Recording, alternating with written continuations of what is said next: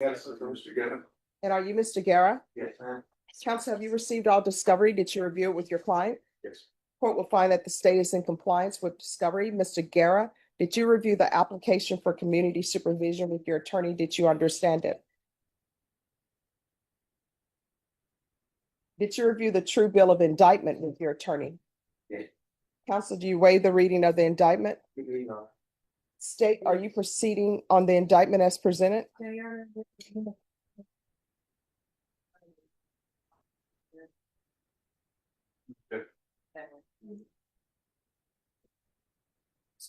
All right, did you review the document entitled Court Admonishments with your attorney? Did you understand it and sign it in all the appropriate places?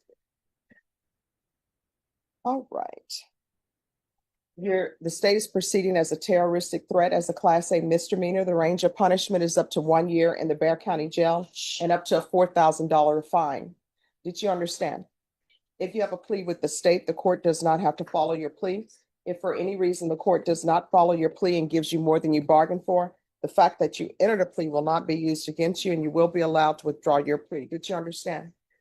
You have a right to jury trial, a right for you or your attorney to cross-examine and confront any witnesses the state would call, and the right to remain silent.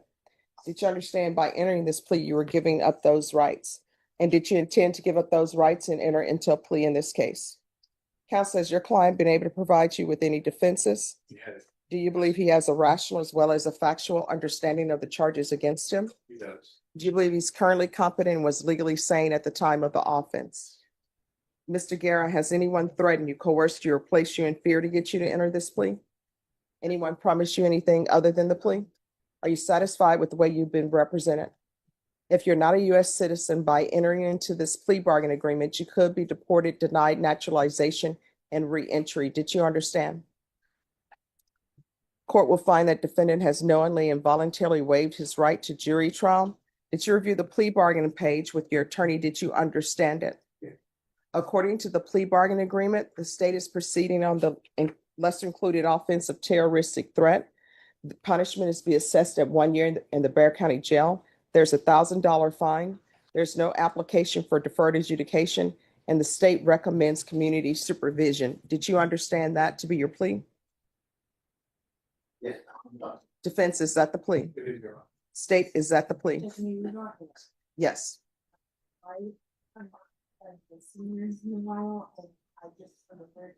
The subsection that was called in to is not, I need to introduce this punishment. Up to 6 months. Okay.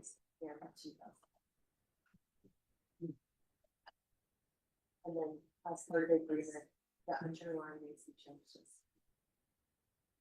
All right. Any objections to those changes? All right.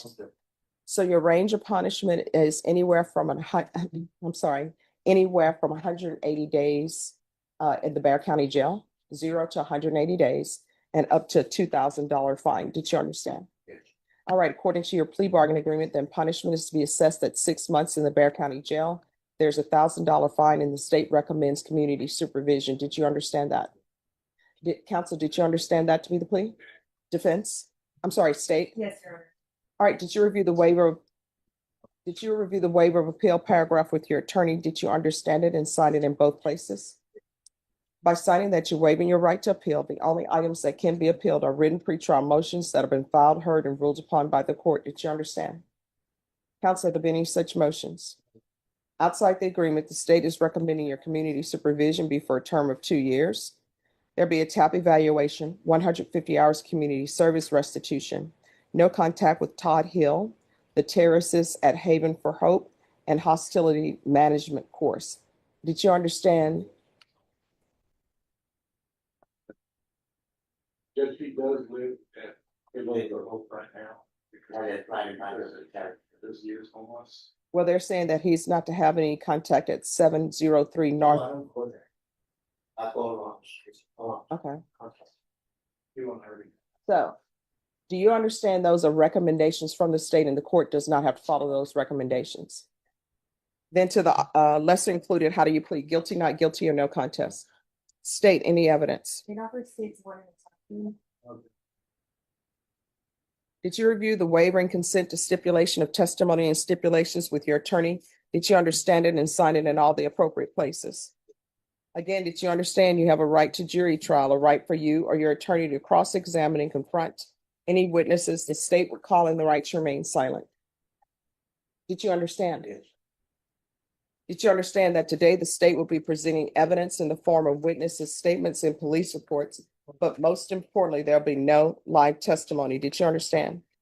Court will find that defendant has knowingly and voluntarily waived and consented to stipulation of testimony and stipulations. Court will accept into evidence states exhibits 1 and attachments and review the same. All right, after reviewing states exhibits 1 and attachments, the court will find there is sufficient evidence to find you guilty, and the court will find you guilty. Are you proceeding with sentencing? Yes, we are, Your Honor. Anything you wish to say on behalf of your client? This may be the most important moment of the entire hearing.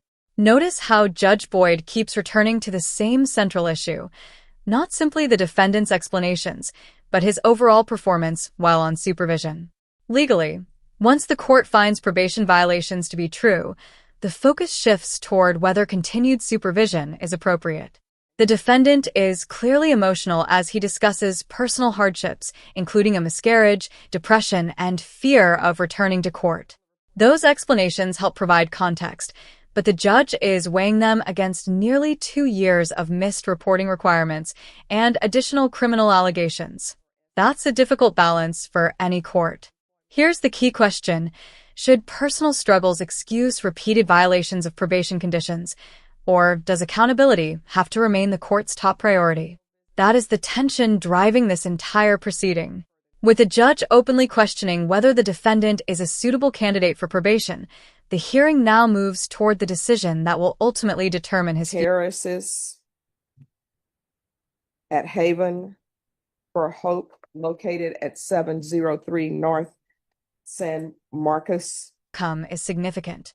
After finding the alleged probation violations true, Judge Stephanie Boyd revoked the defendant's community supervision, adjudicated guilt, and imposed a 14-year prison sentence.